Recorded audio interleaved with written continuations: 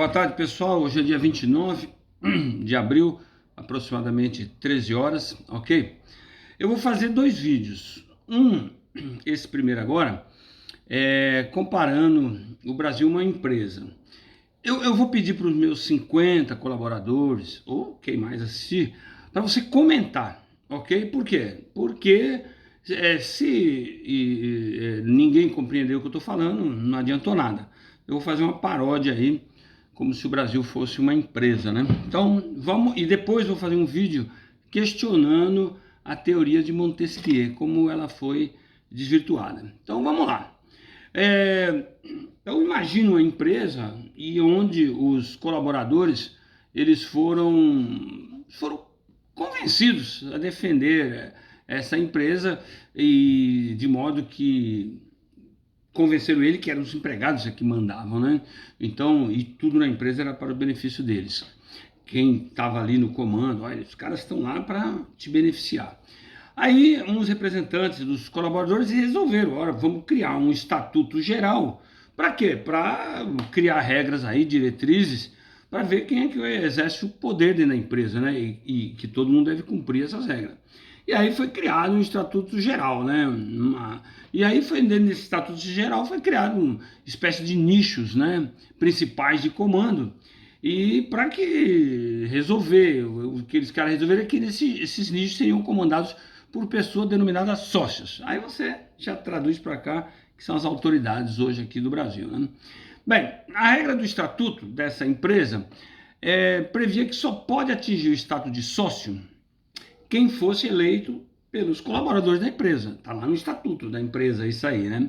E que de tempo em tempo esses sócios deveriam ser mudados. Ah, quanto tempo? Ah, uma briga. Uns achavam que era 4, outros 5, outros 6, aquela briga, né? E que também pode ser reeleito uma vez, só uma vez. Então, ainda está essa briga na empresa ainda.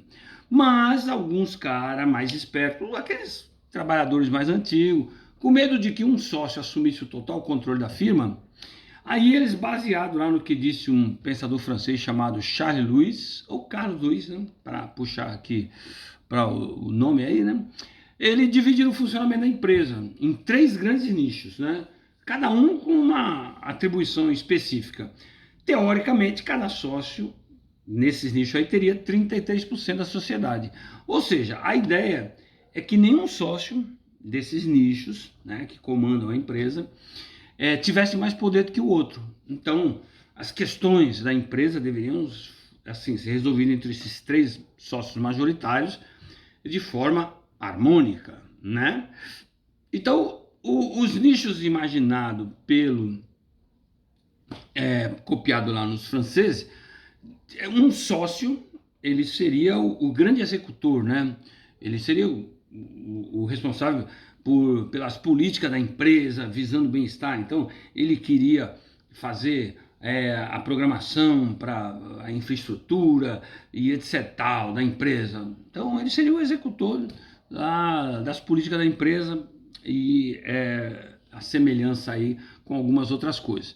Esse sócio realmente eleito, não só ele teria os auxiliares, mas não seria sócio. Só ele é sócio. Os outros são só auxiliares. O outro tipo de nicho seria o pessoal que faz as regras, né? Não pode deixar quem executa fazer as regras, porque senão vira festa, né? Então o estatuto, como ele não comporta, o estatuto geral, como ele não comporta todas as situações, esse outro sócio teria incumbência de fazer regras. Por quê? Porque a convivência de toda a empresa tem muitos setores, né? Além de vários setores, tem várias filiais e todo mundo com seu interesse. Cada filial tem uma característica geográfica e produz alguma coisa para a empresa, então cada um tem seu interesse. Então, como tem várias filiais e muitos setores, eles resolveram que esse tipo de sociedade seria realizado por uma assembleia, né? Uma assembleia, muitas pessoas reunidas, todos eleitos, tem que ser todos eleitos, mais ou menos uns 513, assim, eu acho que para ser exato, né?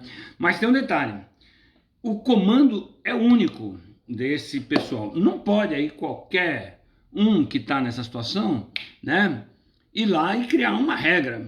ele sozinho, ele criar uma regra sozinho, não. Ele pode ter uma ideia, né? Aí ele coloca para a Assembleia, né?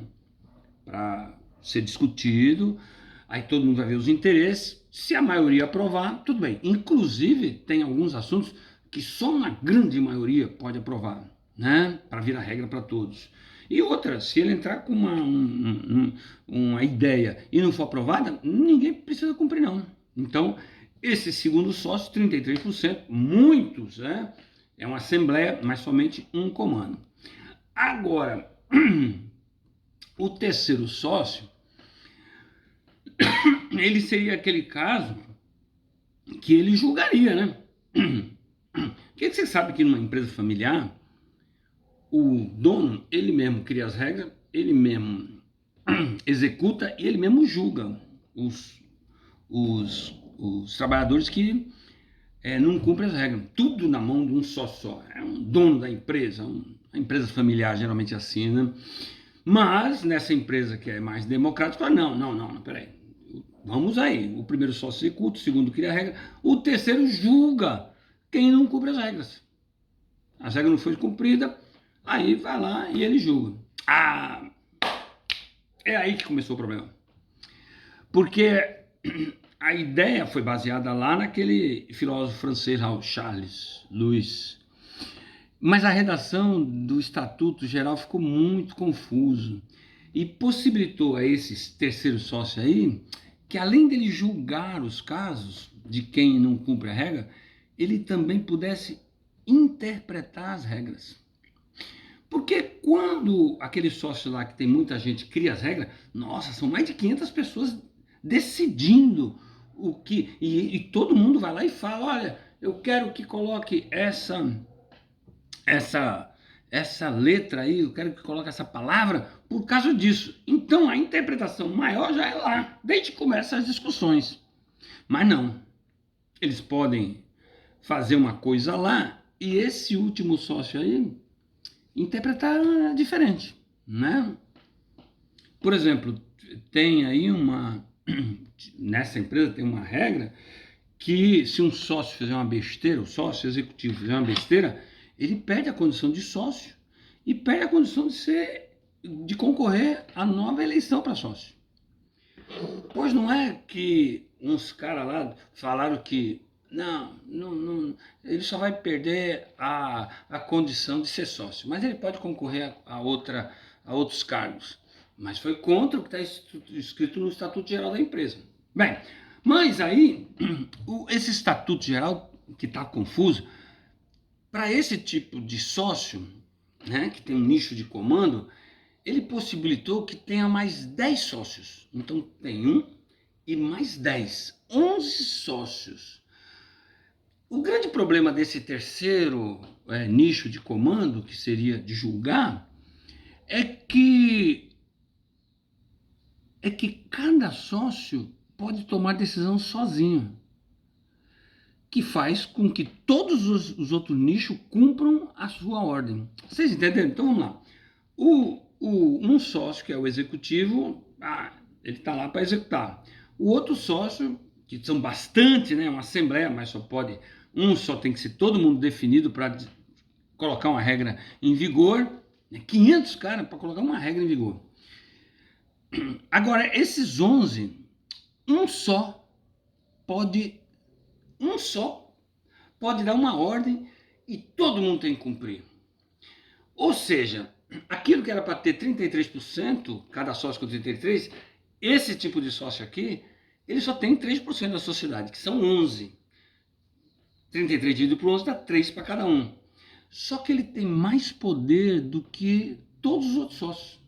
Então tem 2 sócios com 66% que tem que cumprir a ordem de um sócio que tem 3%. Vocês conseguem entender isso? Tem um problema maior. Esse sócio, ele fez uma ramificação em cada filial. Em cada filial da empresa, com todo o poder de determinar ordem nas filiais que também devem ser cumpridas. E são milhares de pequenos sócios que estão espalhados na empresa, eles determinam e todo mundo tem que cobrir. Mas tem um problema maior ainda, que esses sócios não atendem à regra básica prevista no Estatuto. O Estatuto Geral diz que todos os sócios devem ser eleitos pelos colaboradores. Só que aqueles 11 sócios principais, que dá margem a todos os outros, eles não são eleitos, eles são indicados. Os outros que entram não são indicados, mas ele entra através de uma prova que fazem, etc. Tal. Então, ou seja, há dois conceitos absolutamente que causam um certo desconforto, porque ele parece ser conflitante. O primeiro é que se um sócio for feito para julgar, ele não pode interpretar. Porque se ele interpreta a regra do jeito que ele quer. Aí mora um perigo. Ora, se eu vou interpretar alguma coisa que eu vou julgar, eu vou interpretar do jeito que eu quero. E se ninguém pode questionar a minha interpretação, eu vou interpretar do jeito que eu quero. E ponto final. Eu, com 3% da sociedade, vou interpretar do jeito que eu quero e os outros 66% têm que ficar chorando, né?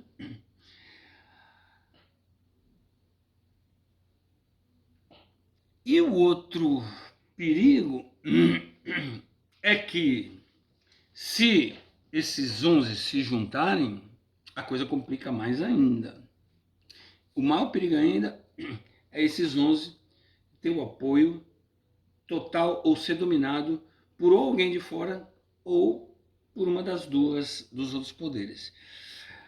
De modo que